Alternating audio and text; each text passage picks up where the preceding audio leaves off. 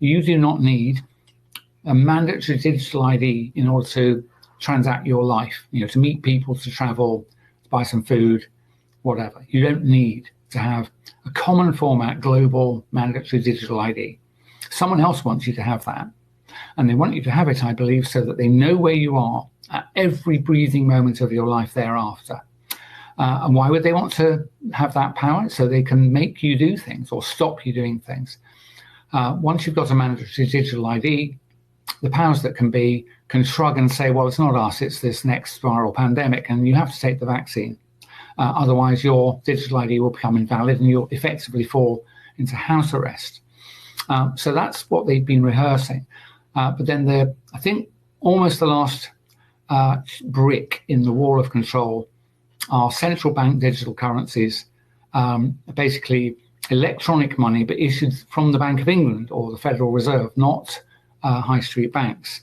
Central bank digital currencies, they do away with high street banks for the purpose of running accounts. So now when you present your mandatory digital ID at the vendor for whatever it is, a piece of meat, 6 miles from your home, the database that's connecting your electronic money and your ID knows exactly where you are to the grid reference point.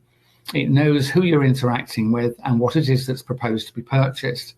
And all you need now is a simple algorithm that could decide that people from further than 5 miles from their home may not buy anything, for example. We've all heard these things, like if you've had one piece of meat in a unit time, if you're not allowed to have more than one other, then you simply will find you can't buy a piece of pork, but you could buy some baked beans.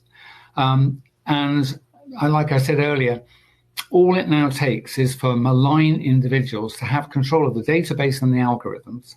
And I assure you they are malign, and they won't be a tech company in your country either. They won't be alterable by democratic processes because it'll be in the cloud, run by probably a military computer. So whoever has control of that database and its algorithm can prevent you from doing anything they choose. And don't assume they'll be benign.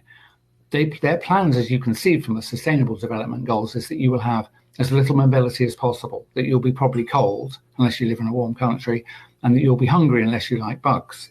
And I personally believe it will definitely, that situation is one that's unlivable as far as I'm concerned. Complete loss of freedom means not a world I want to be in.